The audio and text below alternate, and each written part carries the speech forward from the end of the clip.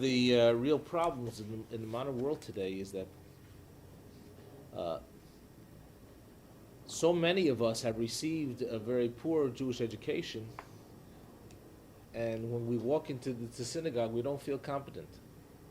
We don't feel we can zoom through the prayers like everybody else, and we find it hard to keep up. And we are so competent in everything else we do.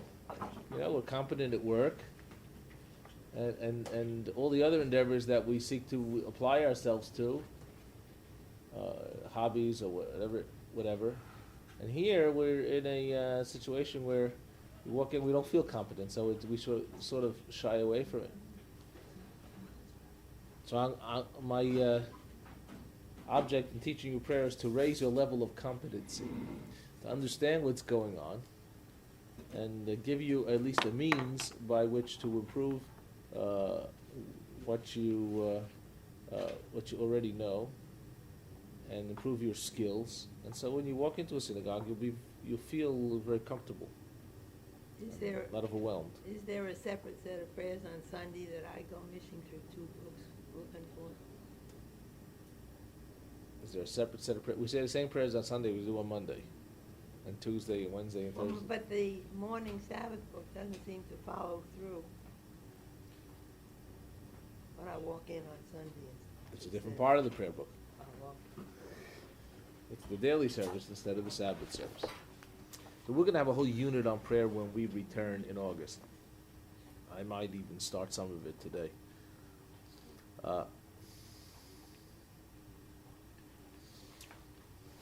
Let's move to talk about the synagogue,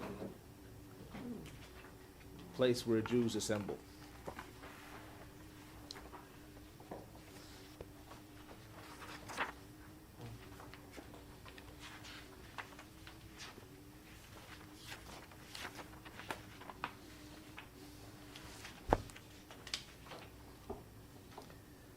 I think in Donan's book, it's on 183. When the children of Israel came out of Egypt, they went through incredible amount of experiences. And they saw the plagues that God inflicted on the Egyptians. They saw the dramatic death of the firstborn in Egypt that forced the Egyptians to let the Jewish people out. Could you imagine the scene as 2 or 3 million people came out of Egypt marching to the desert? I mean, that's a huge amount of people. That must have been incredibly dramatic.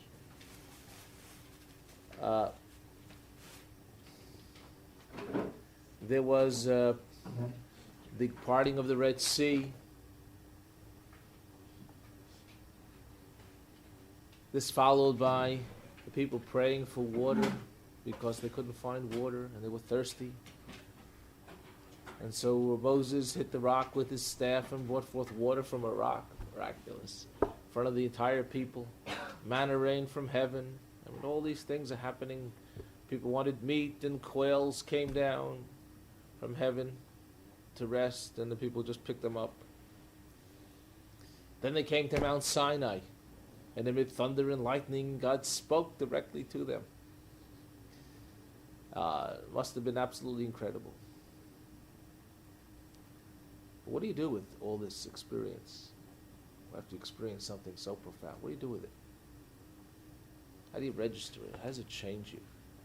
How does it affect the day-to-day life that you lead? What do you do with it? We read a Haftorah in the synagogue during one of those Torah portions that deals with the things that I just mentioned, about Elijah. Elijah set up a challenge with the prophets of Baal. The Jewish kingdom was split, as we learned in our history section. If you weren't there, you'll get to it. We do a whole unit on Jewish history. That at a time after King Solomon's death, the Jewish kingdom was split, and there was Israel in the north and Judea in the south. And the prophets of Baal in the north, there was the pagan gods influencing the people in the north, and they began to follow the Canaanite god Baal. And a queen was taken in, who was a follower of Baal. She brought in all these prophets of Baal. The people began to worship Baal and other idols, and Elijah challenges them to this big, we had a few years ago. You had challenging banjos, and you have challenging this and challenging prophets, right? Can come up on this big mountain, and we're going to make this big pile of wood, and we're going to put the sacrifices on them. And Elijah says, well, if you're a god, to be Baal really is a god, let him take the sacrifice. I'm going to show you something, he said. And the people gathered around, because this is very dramatic. The queen really wants to defeat Elijah and establish the supremacy of her idols once and for all. So Elijah takes the wood and he piles it on, he put the animals on for sacrifice, and he takes water and he pours it all over it to make it real hard to burn.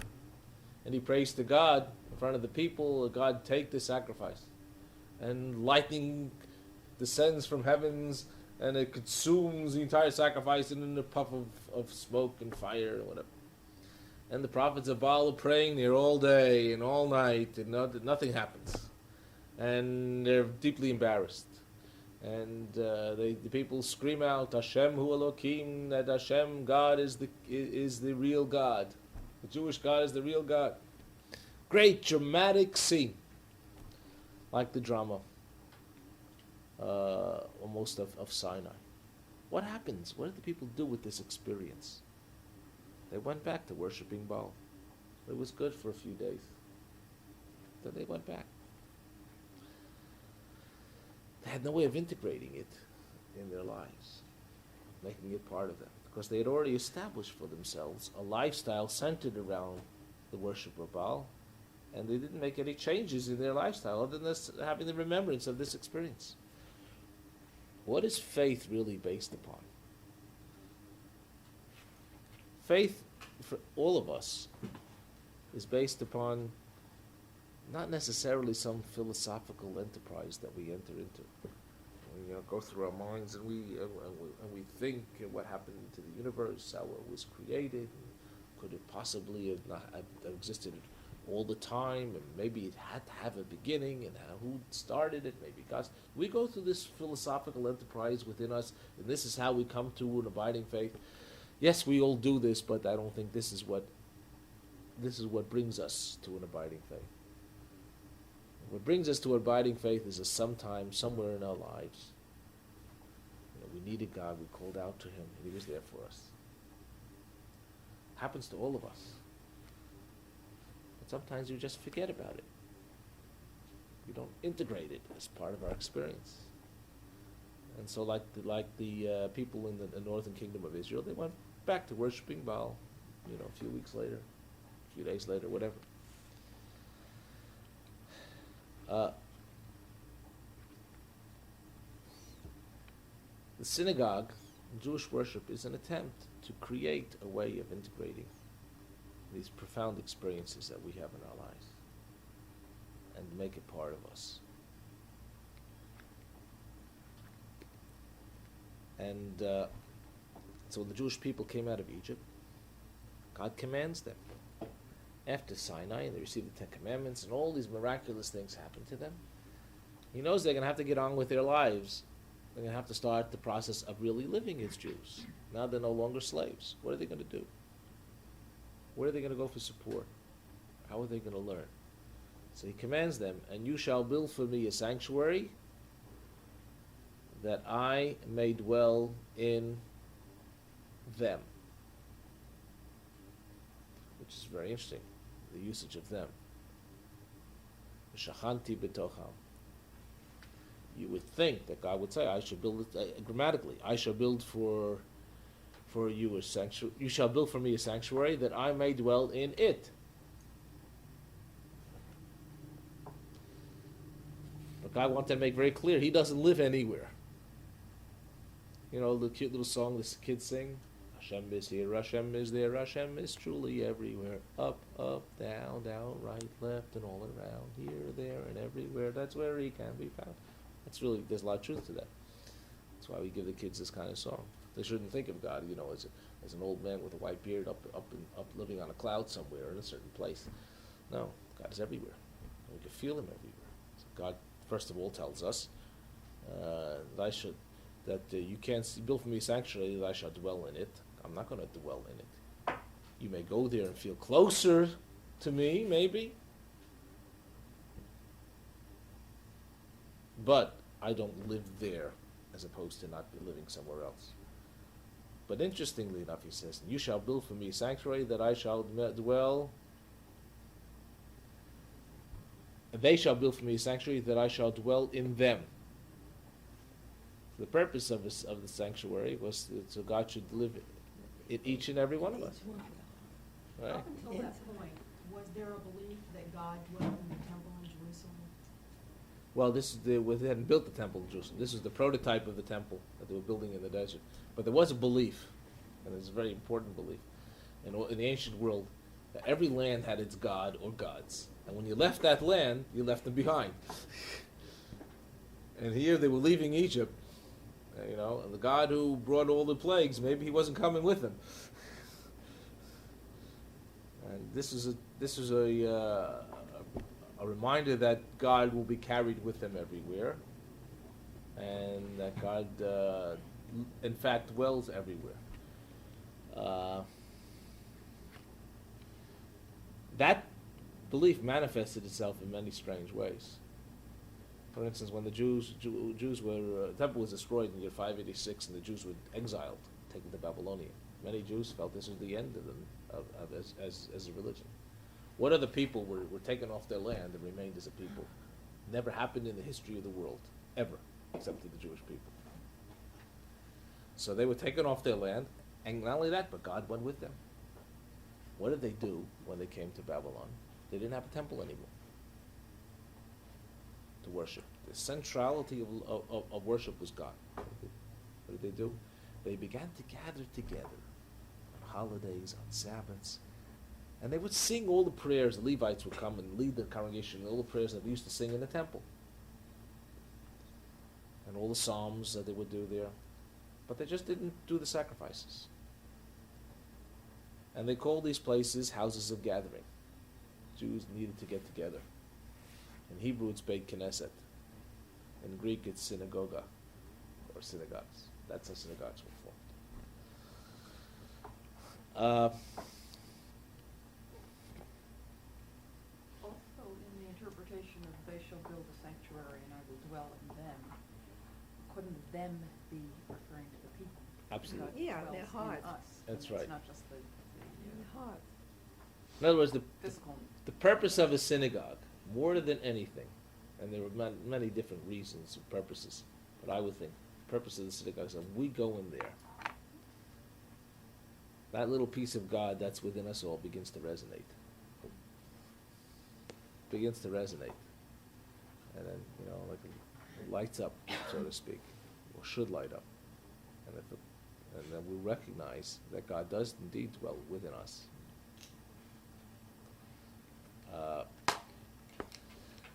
So the first thing that God wanted the Jewish people to do, after all these wonderful experiences, from the plagues and the crossing of the sea and to the receiving of the Torah on Mount Sinai, was to build a sanctuary.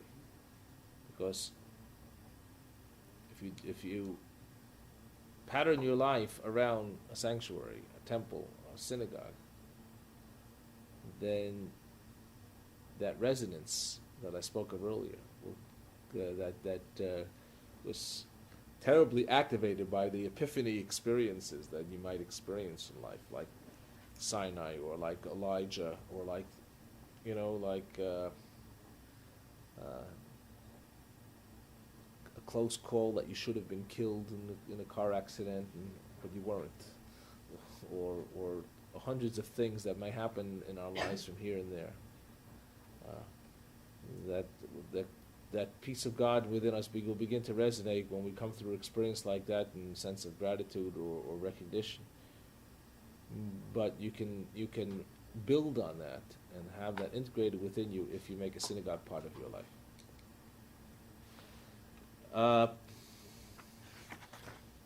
Now, how did the synagogue service begin? Well, as I said, the Levites would recite the prayers that they recited in the temple. Along with the sacrifices came prayers. If you brought a sacrifice, a sin offering, a chatat, which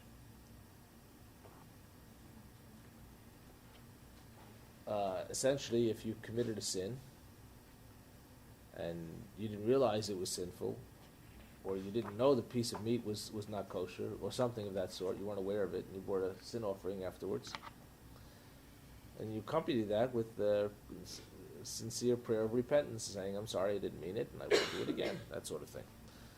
Well, they would take these prayers of forgiveness and integrate that and make it part of the service, but it would no longer be the sacrifice. Eventually, the rabbis came up with a number of meditations that they felt were important to the service. 18 meditations, and they put them together and called it the Shemona Esrei, which in Hebrew means the 18. And the Talmud refers to it as tefillah, prayer. This is the prayer. These 18 meditations.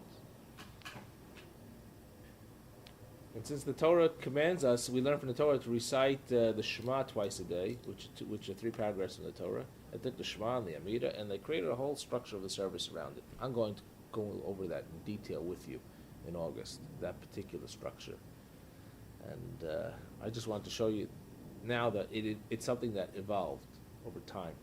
And its roots are really from this destruction of the temple, which happened in 586 BCE, which is approximately 2,500 years ago.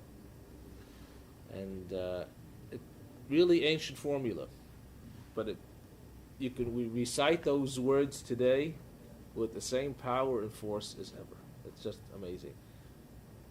And one of the things that we look for in our spiritual quest is that we want something that's abiding, that continues. It's not faddish, something that's permanent. And the more permanence something has, the more meaning it seems to have. So God has a great deal of permanence in our lives, you know.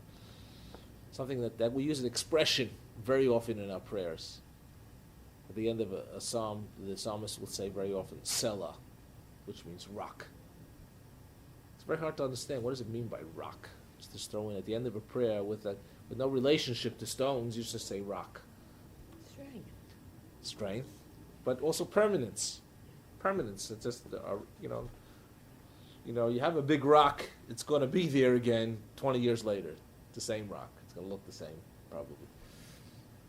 A sense of permanence. God is compared to a rock in that sense, but even on a greater sense, greater scale. We seek a sense of permanence. And these prayers have that power. 2,500 years old, and they're not outdated at all. It's just amazing. Each one is written to specific mystical formulas. And the words themselves, and the amount of words, a number of letters, all have power and formula to them. And it could be a lifelong quest just to begin to uncover some of that and to show how meaningful it could be. Again, we'll talk more in detail about that in August. What else does a synagogue do? What are the other primary functions of a synagogue besides prayer? Teaching. Very, very important.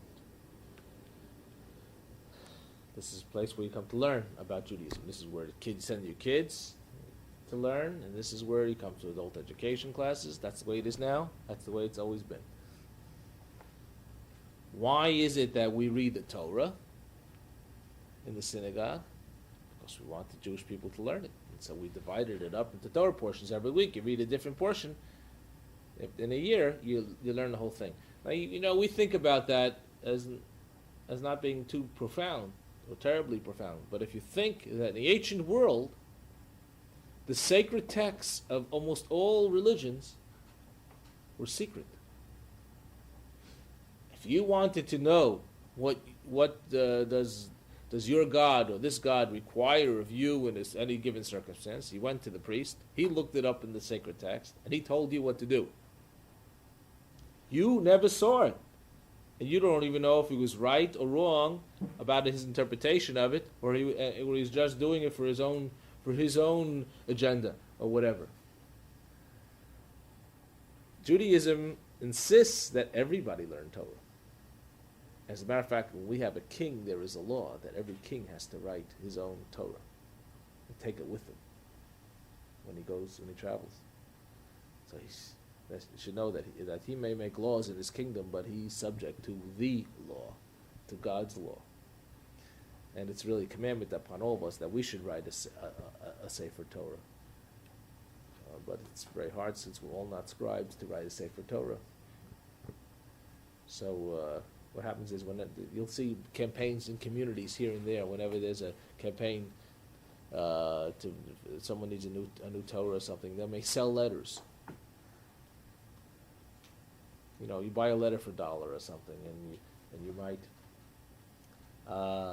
might be able to, therefore, you buy a letter in honor or memory of somebody or yourself or each member of the family, whatever, and they'll inscribe a letter on your behalf. So you have a part in the Torah of sorts. But today, you can go out and for not too much money, you can buy a book. It's got every word of the Torah in it, right? You buy a chumash, and you can have a Torah in your house. That was a remarkable change in itself to Jewish life. So synagogue is a place where you come to study. Now we're talking about the creation of books. I might as well mention. When did printing come to the world?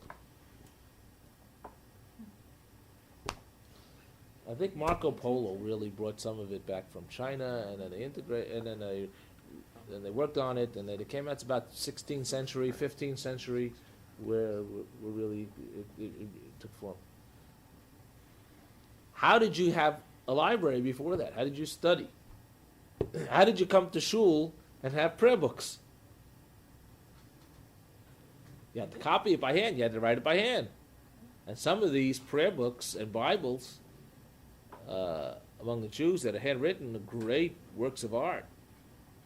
Haggadahs, with pictures all around them, and so we have some of the Haggadahs are very, very much reproduced these days. Every Passover, you find somebody reproducing a Haggadah that's 1,000 years old or 700 years old or something of that sort, and having these beautiful etchings all around it, and you see the beautiful calligraphy and that sort of thing. If you wanted to have a Torah, how long does it take a scribe to write a Torah? A whole year. He has to borrow a Torah from somebody else and copy it. And he writes it. So if you're going to have a library of books, well, you got to be able to support a scribe and his family for a long time to have a library of books before printing. So most people didn't have many books, if any. So how did they learn Torah? They would come to shul and hear it. How did they learn the prayers? That's why we have the cantor's repetition of the Amidah, the main prayer, the Shemon Esrei. And so the people will be able to say after each of the meditations, Amen, which means, so be it. Like you said it. I like that. Yeah. And this led to a lot of creativity also, because as the service was developing, the cantor, who's ever leading the service, would be able to add prayers or special poems that they wrote. On the high holidays, we have many of these called piyutim that are added to the service. That's why the holiday service is so much longer. You have all these extra special prayers that were added by these medieval poets and other people to liturgy. And why do we accept them on high holidays and we don't bother with them too much on the Sabbath and the rest of the time? Because these prayers were written from the heart about the themes of the high holy days, asking for forgiveness for God, how we should have a good year, an awareness and a recognition of the holiness of the day, and God. The three main themes on Rosh Hashanah. God's kingship of the world, the importance of the shofar and remembrance of the things that happened to us in our history in the past, and all these piyutim, all these special prayers, they just reinforce it over and over and over again until it really becomes a part of us. And if you go through the process and you're able to follow it, you don't get bored, and you walk out of shul and you really feel the difference. Okay.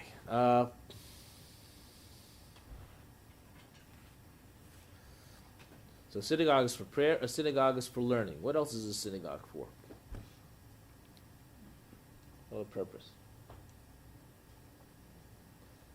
It's a gathering, it's a community. That's right. A synagogue is a house of gathering. It's where Jews come together to be with other Jews. Just as simple as that. And we have our social functions here as well. Even Sabbath services are a social function. I would say the Kiddush after shul is just as important as the prayers, because you walk back and you're with other Jews, and you've all been through this religious experience of a prayer service, and you've all indicated who you are and what you're about by the fact that you were there that morning, and you come together in fellowship afterwards, and that's important. That's important, and I don't want to diminish that whatsoever. So I think that unless you really you have someplace to go, I think it's important after services, for instance, on Saturday morning, to hang around for 15, 20 minutes and just talk to people, get yourself part of the community. Even if you don't know people, you don't really feel like you fit in, you feel a little awkward. You latch on to one of us, and there's a table in the front. Now we have a table by the stage or a couple tables in the front for newer members and just for people to sit and meet. The people you know, or I'll see a lot of people I know, they'll have other people with them, some I may not know, and it keeps growing and growing. That's right. Gloria started coming here a couple years ago. She didn't know anybody, or hardly anybody. Now everybody knows Gloria. Yeah, doesn't take long. We have cliques in this shul. Yeah. But there's one way to break into a clique in the shul. It's to come.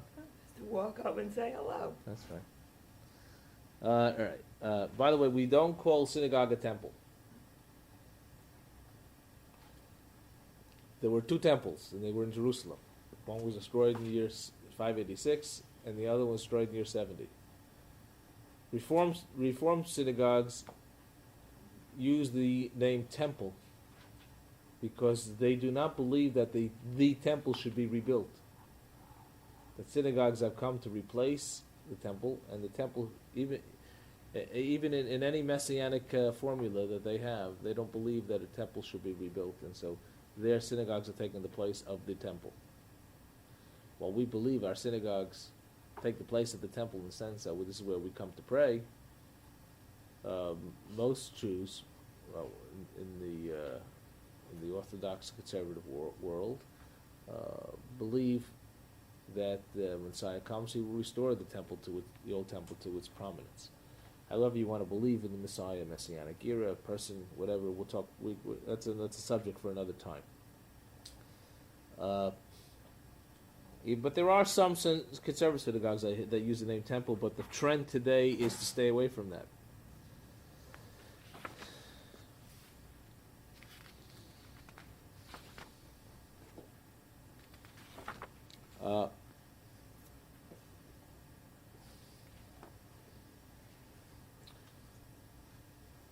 For most services in the synagogue, we need a minyan. What is a minyan? 10 men. Maybe. No women. Maybe. 10 people who are required to be there. That's right. No, I mean, She's absolutely But you right. can't. She's absolutely right. I mean, she's either heard me say that before or Yes. someone else. Yeah.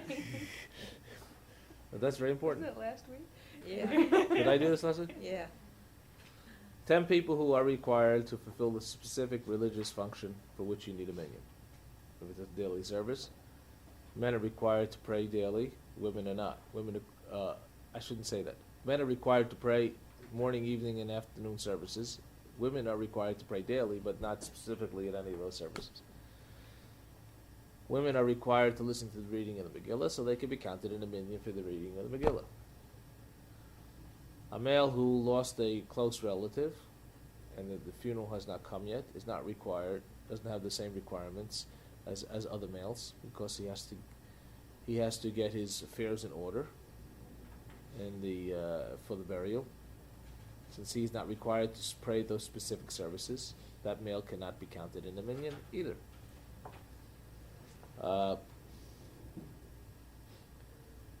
But there's much more to the minyan than those technical terms. How do we learn it was 10? Do you remember that? I must have said it.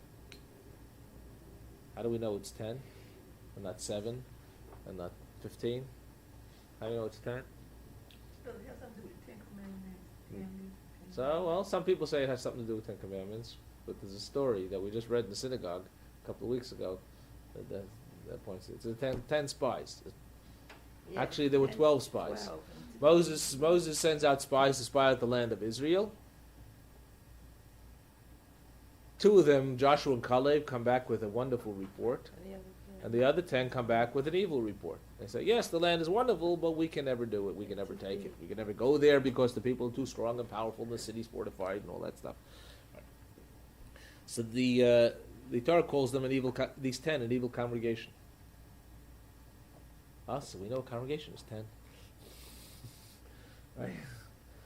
It could be 9, but we have no source for that. It could be less than 10, but we know at least the 10 were a congregation. Can 10 women constitute a minyan? Yes. A minyan for themselves. And there are women's prayer groups all around the world, by the way. None in Atlanta so far. Because Atlanta has a very strange configuration. Now, while there are a lot of modern Orthodox people in Atlanta, most of the leadership in Atlanta is not modern Orthodox, and they don't look favorably on innovations like a women's minyan. But in many Orthodox communities in New York and in Los Angeles and Florida and even in Jerusalem, there are women's prayer groups. And I would be interested, even in Shereth Israel, of having a women's prayer group. Meet at least maybe once a month. Somebody told me they already did have it. I thought we heard something about that. That strikes me. We're going to have a women's service for Bat Mitzvah coming up in the fall. But I would like to do something a little more regularly. We might do it. We might get to it. How do you behave in the synagogue?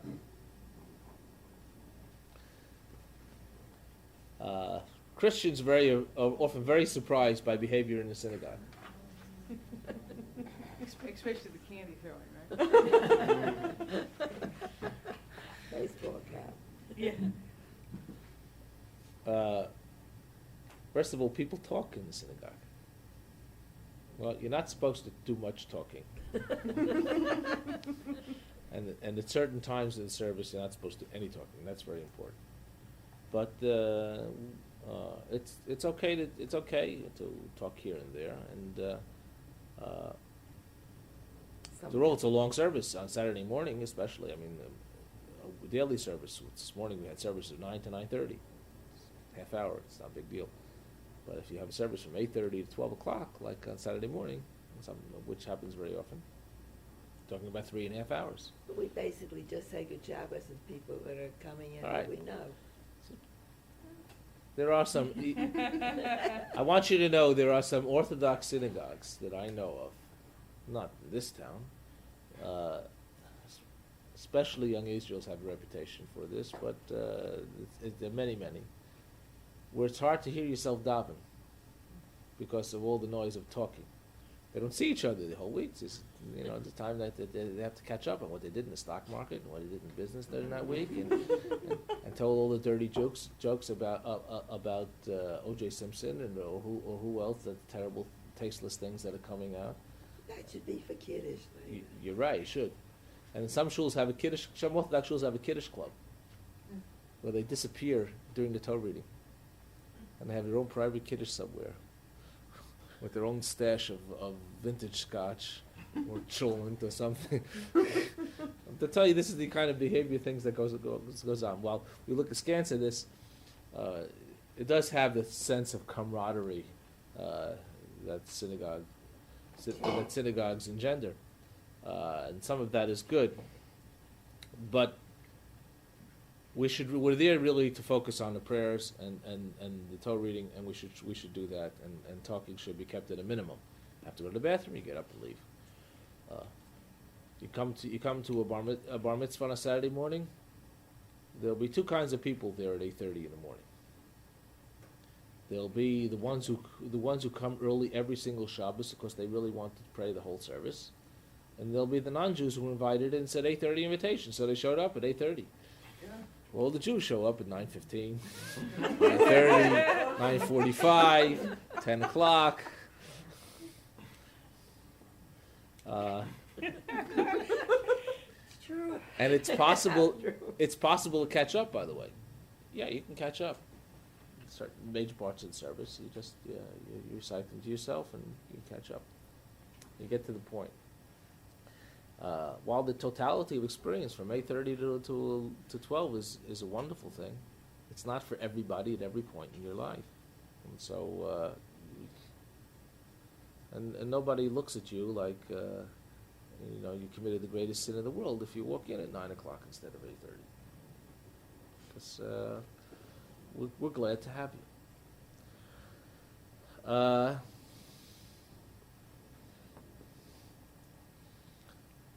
So Christians are amazed that at 8:30 not everybody is there. They're amazed that people can talk here and there. They're amazed that people get up and go to the bathroom or take a little break and talk in the hall. It's one of the things I always wanted to do. I never get the chance to do as a rabbi. It's to schmooze in the hall, especially during the Haftorahs.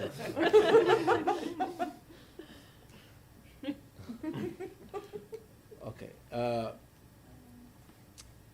Then the biggest thing that Christians are surprised about in the synagogue is that we actually come to Kiddush afterwards and we drink wine or liquor. My God, liquor in the synagogue. You make a l'chaim. It's not. You see, we don't believe that anything is inherently evil, and done in moderation. In fact, you can sanctify it. You can take scotch and make Kiddush over it, which I do every Shabbos. A nice one. Especially if it's single malt. Is there kosher scotch? Huh? Is there such thing as kosher scotch? All single malt scotch is kosher. Oh, okay. Blended scotch in some Orthodox circles will be a problem because they don't know if there's wine blended in there or not, and the wine may not be kosher. So, How about you pinch bottle? most people will have no problem drinking Dewar's and some of the major brands, Pinch bottle. but a good Glenlivet or Glenfiddich or Glenmorangie. You hear you advertising for. I'm a Lefroy guy myself. Yeah, it's a little smoky, but I like it. It's not for everybody. I like it. Okay. Wait, if you come Have we late, there are digressed? times that you're not supposed to enter this synagogue, though, at certain points, when the ark is open and things like that, aren't Yeah, if people saying kedusha, if there's certain prayers you're not supposed to move. Like during the Shemona Esrei, when you recite it silently, you're supposed to be standing in attention before God. And during the kedusha, when the repetition, the same thing. So it's not polite for you to start moving into the synagogue, especially when you want to walk into your seat or a seat somewhere else and make everybody move out of the way because they're not allowed to move. So, and it will may cause a ruckus for everybody walking in at a certain point. So yes, I wouldn't say it's when the ark is open. Some people have that impression. I don't think it's a real problem to walk in when the ark is open. You just have to the ushers just have to use their judgment when it's appropriate and when it's not. Certainly during the silent Amida and during the recitation of Kedusha, and probably the Shema shouldn't walk in. You can stand in the back. One may not eat or drink in the sanctuary itself. One is not permitted to run about in the synagogue, but should walk with dignity and respect. Unless you're under 5 years old. That's your future congregant. Well, for me, I think something wonderful about having kids feel that they're comfortable enough to feel they can run around in the synagogue. As long as, there's a level where above which it will not be tolerated.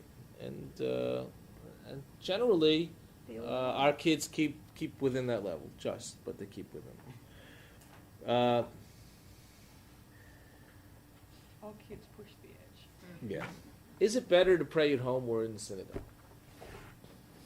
Well, if you pray at home, maybe it's better to maybe to pray in the woods or up on a top of a mountain, great view, sense of awe.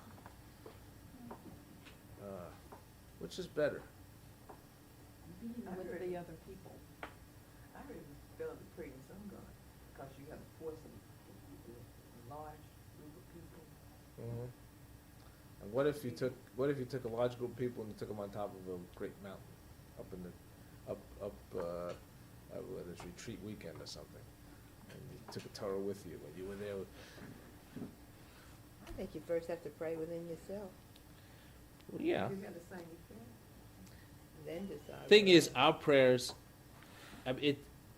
it's almost, not quite, but it's almost saying like which is better, an apple or a pear. There are different kinds of religious experiences, praying alone and praying in a group. But I will tell you that prayer in a group does have more power and more force, and you feel different. There's a different feeling when you pray within a group and when you don't.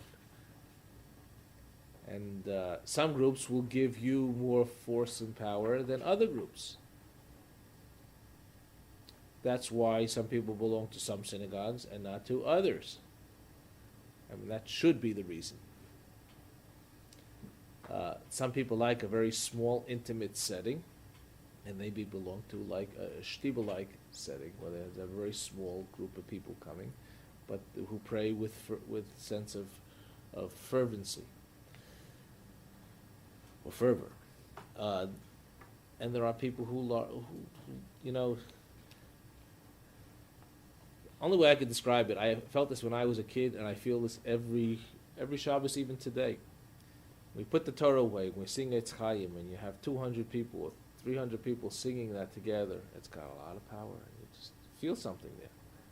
You feel like the presence of God is just right with you, if you're really singing out with a full heart. You feel everybody does it. And what I would ask you to do when you do participate in the synagogue or service, and something probably you never thought of before, notice how you feel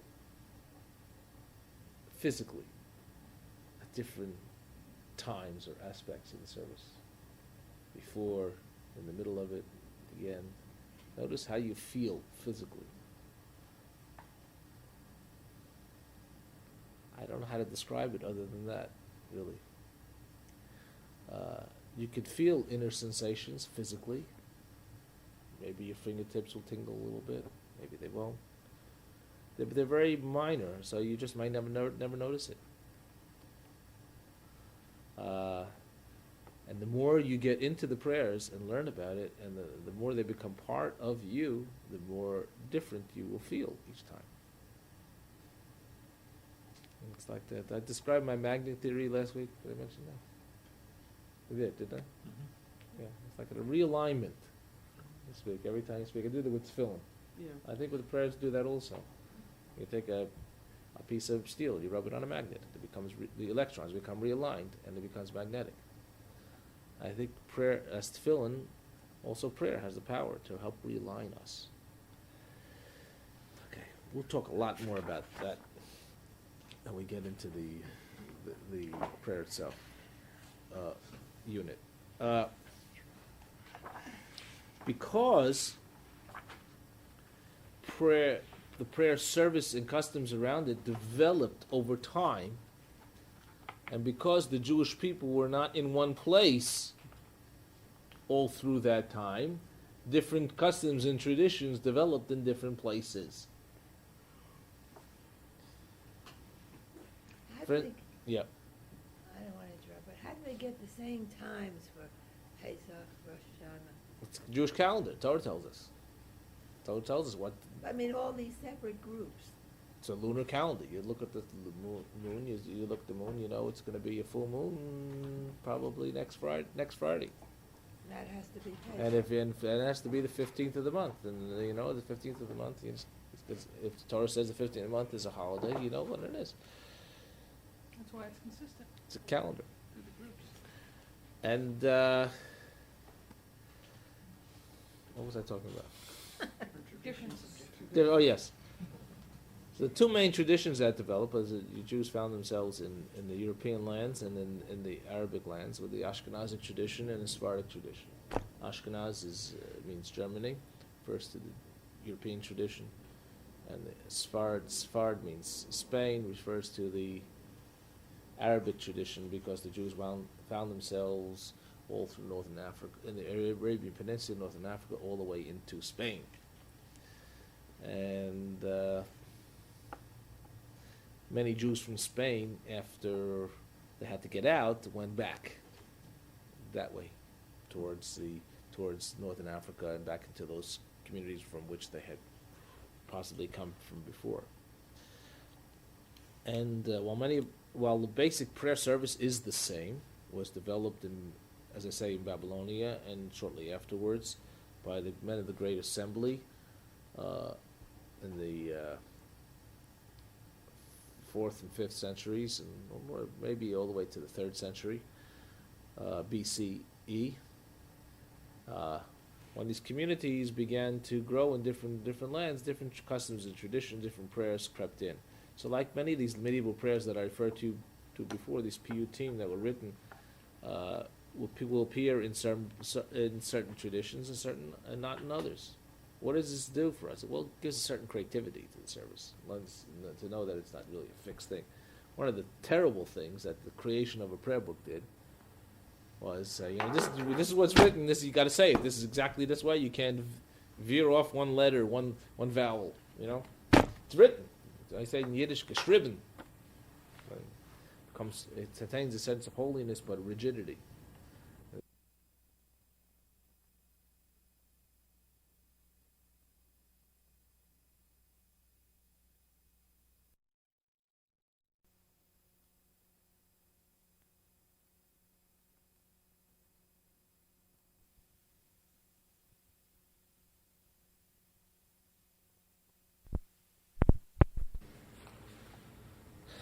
Okay.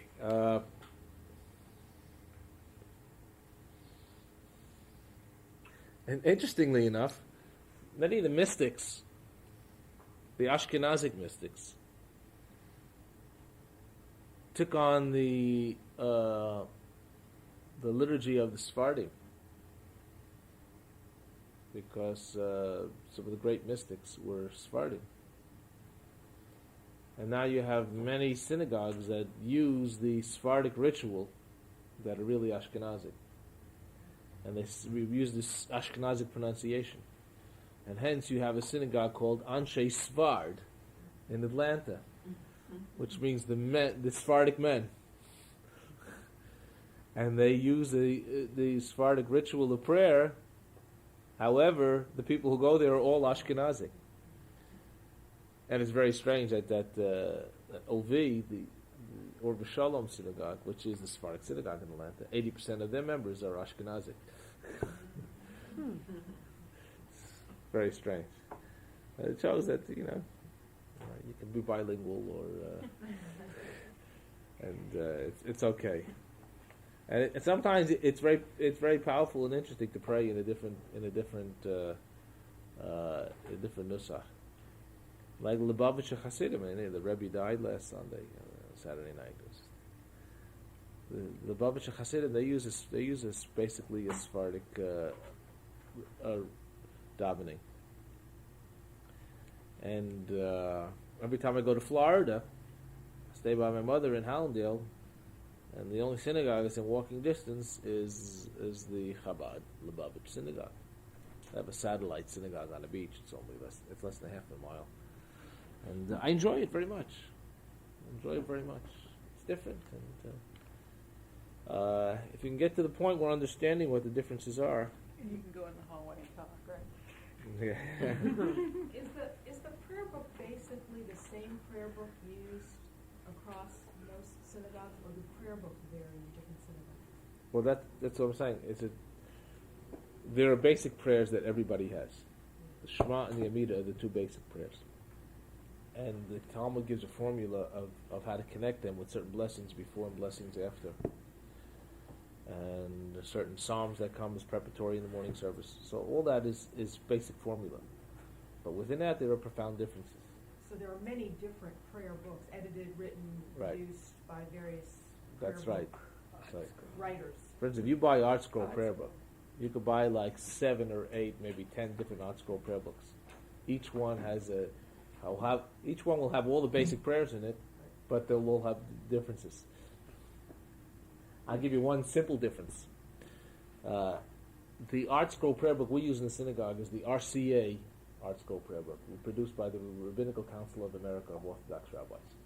In it, you will find the prayer for the state of Israel. If you take a look at the ordinary Art Scroll prayer book, the Ashkenazic one, ours has a black cover, that has a tan cover, or brownish cover, you will not find the prayer for the state of Israel. Page 400. Because there are many in the so-called black hat group of the religious community, the very religious community, who don't feel comfortable reciting prayers on behalf of the state of Israel.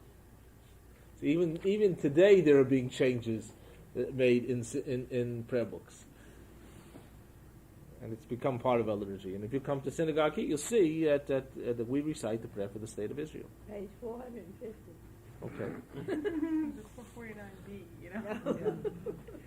Yeah. Something like that. 450. Yeah. How would they not feel comfortable about it? Type of prayer? Why? Because they feel that the state of Israel is not a religious state, and it should be, or some who carry it to an extreme will feel we shouldn't have a state of Israel until the Messiah comes. I vehemently disagree with them, because the settling of the state of Israel is a great mitzvah at any time, and that's what we have done. We settled it, and we created a government to deal with the settlement of the state of Israel. And anybody who doesn't see the messianic proportions into the current creation of the state of Israel and everything that's happened over the past 46 years has really missed the boat. Some of them are very violent, almost, in their opposition. I remember growing up as a kid, seeing in the subways of New York, Hasidic Jews handing out leaflets about how terrible the state of Israel was because they permitted mixed swimming. We shouldn't be a Jewish state. I can tell you that the Turi Karta and the Sadma Hasidim send representatives to the king of Jordan to ask permission to pray at the wall in Jerusalem, because they felt it was his territory. Israel captured it from him. And that's how far the people have taken this. It's terrible. We're our own worst enemies. Problem is, we're so passionate. So we're passionate about. Look, got to learn when to be passionate and learn when to just pull together and stuff it. Okay. We only do that when somebody directly threatens us. And even then, we have a problem doing it. Mm-hmm. Ritual items in the synagogue. First of all, we have the Holy Ark, the Aron Kodesh. I think it's on page 193 in Donan's book. Actually, I love the Ark I saw at the temple on Peachtree, because it looks more like the ancient Ark. Ancient Ark was something that was carried from place to place. And although, I wouldn't put an Ark in our synagogue where you press a button and the doors open. Then you wouldn't be able to give anybody the honor of opening the doors. But How do you get Torah on Saturday? you can be very...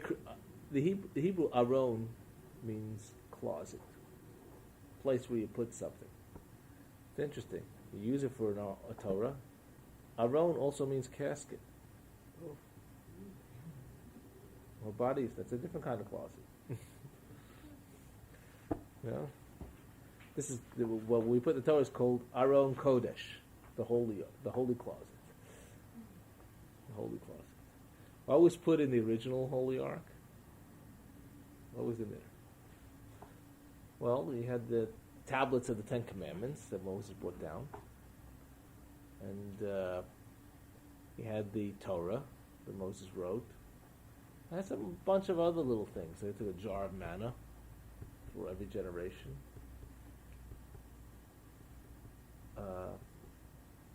There were a few other items. I'm trying to remember. Because this week's Torah portion, I should remember. You know about the copper snake that was made. So all the other snakes, all the other people who were bitten by snakes, when they looked upon it, would be cured. Very strange, and subject for another time.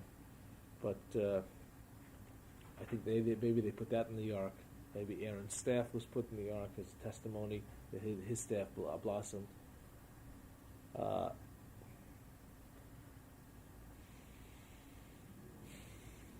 big was really the ark? Not big. But if you A put few all cubits that by in- a few cubits. That's all. You know what a cubit is? A cubit is from here to here. Well, Aaron's staff. So there's a machloket in the Talmud as to how big a cubit is. And today there's a division among rabbis. And I'd say cubit today, it was generally accepted a cubit is 18 inches. You know? It's like in England they said a foot, right? So whose foot was it that you measured? It was the king's foot. I don't know whose cubit they measured. as the workmen were going, they went like this, maybe like this. I don't know. But what's happened today, you know, in the Temple Mount, you're not supposed to go onto the Temple Mount when you visit Israel because you don't know where the Holy of Holies is there, and you're not allowed to step onto that spot. So we don't go onto Temple Mount where some of the Arabs have built the dome with the rock. And the Al-Aqsa Mosque, something like that. Trying to figure out the dimensions, the Talmud specifies that the dimensions in cubits of the Temple Mount. If you divide it up from today's measurements, it doesn't come out to 18 inches. It comes out closer to 2 feet. Very interesting. But anyway, if it's 4 cubits, how big could it be? Right? But you can make an aron as big or creative as you want. Now, there wasn't in the Temple of Old a parochet. A parochet was a curtain that covered the aron, or made a partition. Most synagogues, unfortunately, have a parochet inside the ark. You open the doors, and then there's the curtain. Actually, they're supposed to be outside. It's supposed to be outside. If you look at our chapel, we have built a curtain outside. In our sanctuary, when they remodeled it in 1981 or so, they put on these magnificent doors, and it's a shame to cover them in the ark. But we're trying to. There's some people who volunteered to donate a suitable parochet. We just haven't found one that would be as nice to put a covering outside. Then there is the Ner Tamid, the eternal light. That you take a look above the ark, you'll see it, and almost every synagogue, without exception, has it. In the Torah, it tells us to cause a lamp to burn continually in the tabernacle outside of the parochet, which is before the Ark of Testimony. So that's where it goes, before the parochet, near the Ark. It's a symbol of God's permanent light. I once got a cute little note from. I take classes of kids, to give a tour of the synagogue all the time. High school kids come from local high schools. Where there isn't a single Jew there, you learn what Jews are like, and we don't bite, and we don't have demons, and we don't have horns, right? But even taking some of our little kids, the first and second graders on tours of the synagogue, I once got a letter from a kid which said, because the teacher made the kids write little letters, about their tour of the synagogue. The rabbi, thank you for taking us through the synagogue. I especially like the part about the internal light. profound lesson, isn't it? Wonderful.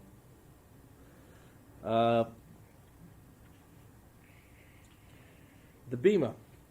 Bima in Hebrew means a raised platform.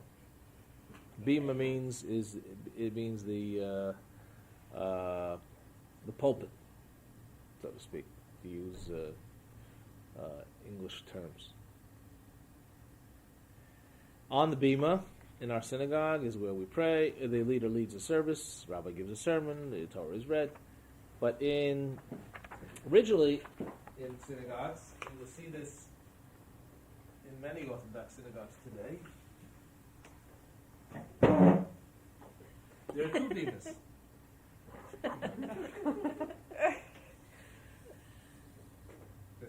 This is a synagogue. We'll see a bima if this is east, which it is. See a bima in the front with the Holy Ark.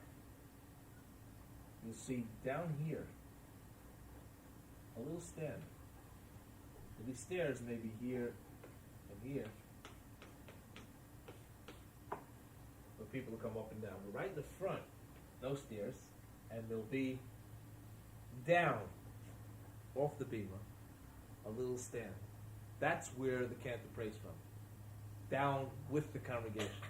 That's prayer should ascend to God. Right? Facing this way. In the center of the synagogue, with the seats all around, center of the synagogue is another bima with a table. That's where the Torah is read. This is Sephardi. Sephardim generally do that, Look like RV. but Ashkenazim should be doing it. Most Ashkenazi Orthodox synagogues do it also.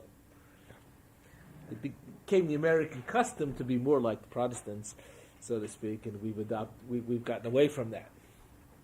But that's the original mode. I sort of really like that. You know, when you're surrounding the Torah reading, you feel like you're more part of it. When the bar mitzvah boy or whatever is doing his haftorah from the center, he's the center of attention. When you have a wedding, it's in the center chuppah. Everybody's around. The cantor is down with the congregation. His prayers are with the congregation, ascending up. I think there's a nicer feeling to that. Where did I even see this? Even saw it in the new Reform synagogue in town, Rabbi Tam Synagogue. I forgot the name of it. Up in Roswell, he's got construction like that. It's very nice, very nice.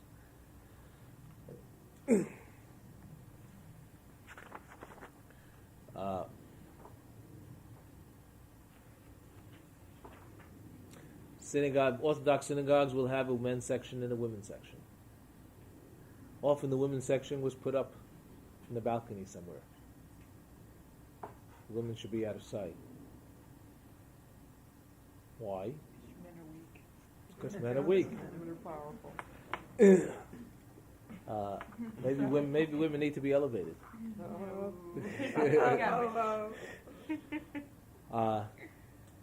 Actually, any encounter between a male and a female, just about any encounter, has an element of sexuality to it.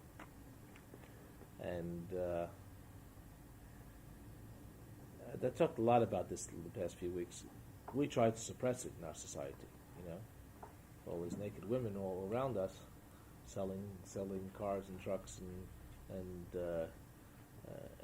lawnmowers, and you're supposed to be able to sit next to a woman in a miniskirt or in no shorts. I mean short shorts and tight shirt and not feel anything. Well, separation is. Of men and women, it's tended to have you focus your prayers more. However, I do not believe that the separation should put women out of touch with what's happening in the synagogue. It's really not right. If you're going to have a separation, it has to be absolutely equal, separate but equal.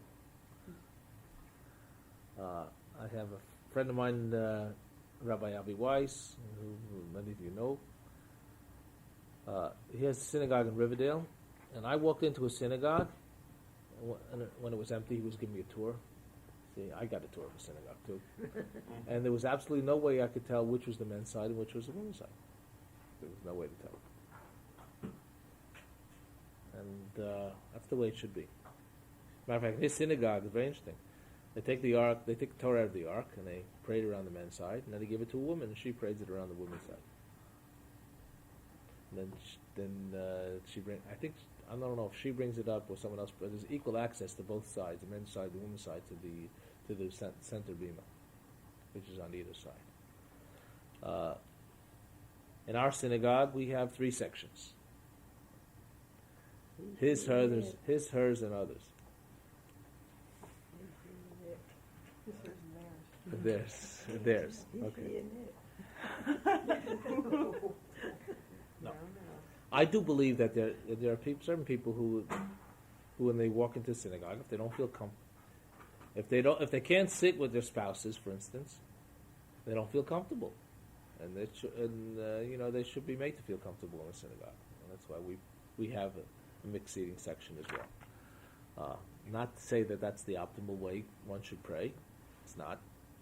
But recognizing that we want people to feel comfortable in the synagogue and want people to continue to come and to pray.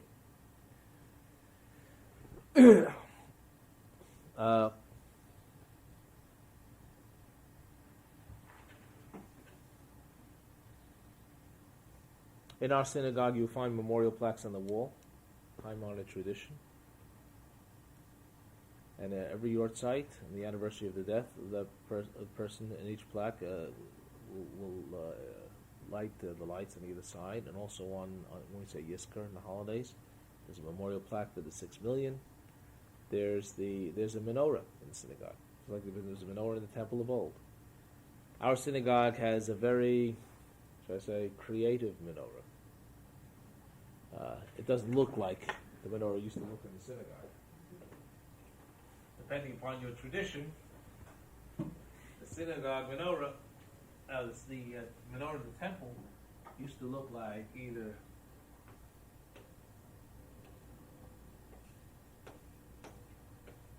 something like this,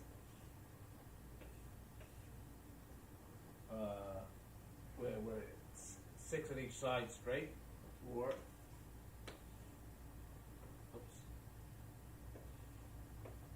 something like that. So, but in our synagogue, we have one that it's in the round.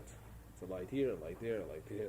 It's on the right side because the menorah was more to the right in the Temple of old, and right before the entrance to the ark. So it's kept in the right place, except it's a very modern type of design. I prefer the old traditional designs myself. They're more meaningful. Well, they changed this whole synagogue. When they changed it all, they made it modern. It wasn't modern looking before. Well, I guess that was before my time, because if we were redoing the synagogue, we would have put and I was here, we would have put a beam in the middle.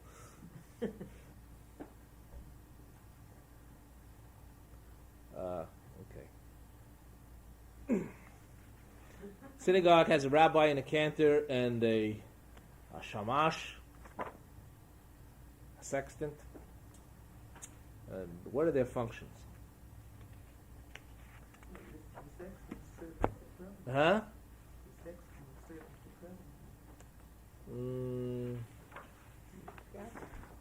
It says that in some of your books, but I've never seen that happen in the synagogue.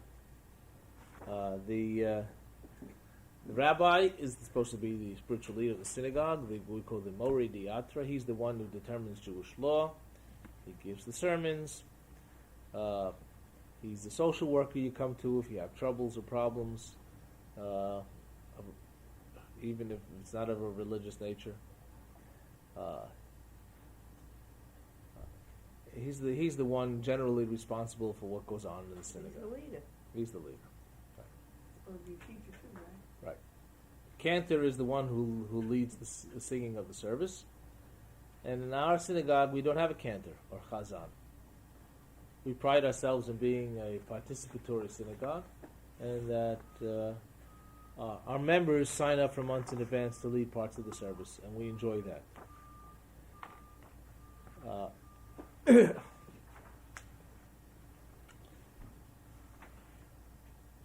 The shamash or sextant,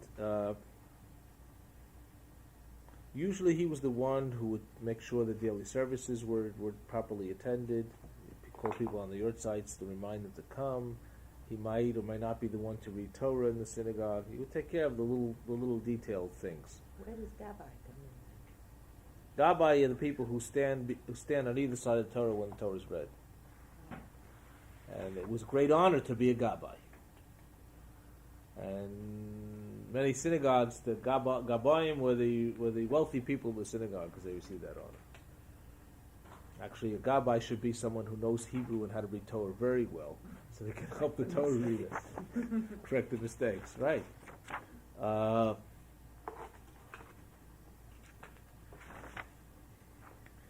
Where did you find it that the shamash or the sexton should be the president of the synagogue? It's not. I just found it. It's on the page 198. Rabbi. That's the president. Gabbai. It's the president. It's the president. Well, the Gabbai actually means the one who stands next to the reading of the Torah. That was the honor given. Actually, in my synagogue in Brooklyn, there are two Gabbai, and one stands on either side. President always stood on one side; he was always a Gabbai, and the other one was the one who knew how to read Hebrew well and follow, even if the president didn't.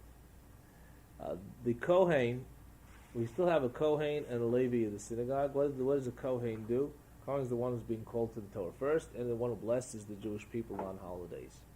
When they come up at the end of the service, and it's a very dramatic thing, and everybody puts their head down. You're not supposed to turn away. Some people have a habit of turning away. And the Kohen's blessing, you're not supposed to, because you're supposed to face the Kohen. You're not supposed to look at them. Why? Because you should know the blessing coming from God, not from them. Because they hold their hands out with the special way they do. Talisim over their heads, and they bless the people with the ancient formula, God bless you and keep you, etc. So you look down, you don't look at them, and you recite the special prayers in the prayer book as that happens. Very dramatic form.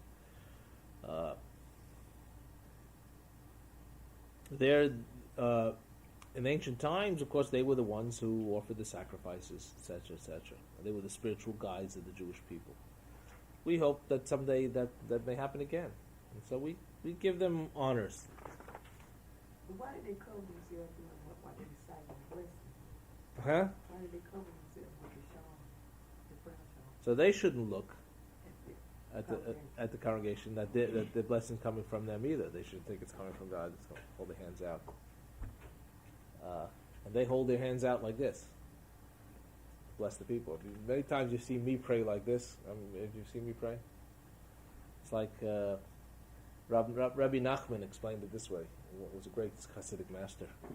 He said, you should hold your hands out to receive God's blessings when you pray, and to receive energy from God. But when the Kohen is blessing you, he holds his hands this way because the blessing should come from his hands unto you. So we can pray like this, like we're, like a big satellite dish. You absorb it all.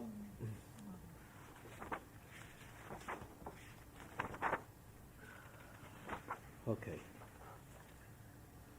That's my unit on the synagogue. Not terribly profound in itself as a unit of study, because it's got to be something that you learn, participate, become active in. In Sheretz Israel, anybody who wants to become active in the synagogue is certainly welcome. You can sit on any committee you want, and we'll give you work to do, as you found out. Yeah, I didn't even know it, and I ended up on one. And you find work in the synagogue very rewarding, because you're doing something good for the community, and you have that sense of satisfaction. You're working with other Jews for an important cause, and he developed that sense of community, developed a sense of friends, and there are wonderful things that we do here in Sheretz Israel. From our religious programs to a shelter for homeless women to our outreach program for Soviet Jews to all the myriad of programs we've put on throughout the year that we need people to help. You're becoming, those of you who are becoming Jewish know that you're becoming part of a community, and it's your obligation, really, and your privilege to be able to participate and be part of that. Yes? I'm back to Kohen. Can a convert be a Kohen? No. You're I'll, born I'll leave you the story. You had to be born a Kohen. Yeah, I'm still Your that father's part. good. Can a convert marry a Kohen? No. No. Kohen's not allowed to marry a convert or a divorcee. Convert can't become a Kohen. It's like the old story. It's the old story of the guy who comes to the rabbi and says, "Rabbi, I want you to make me a Kohen.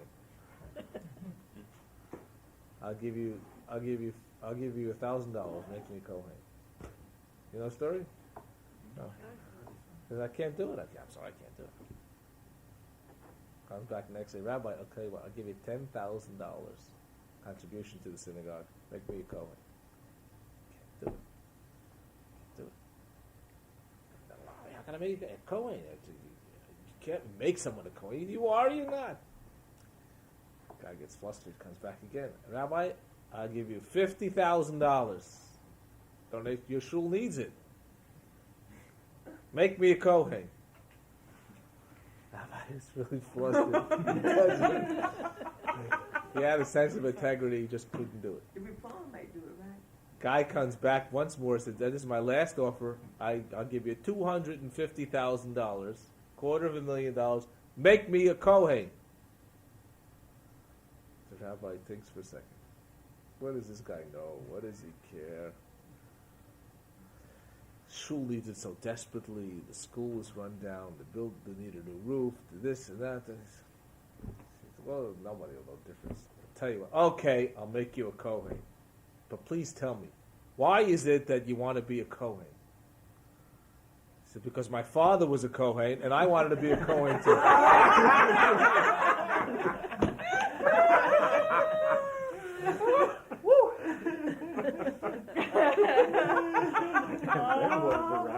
That's what I want to know. Really?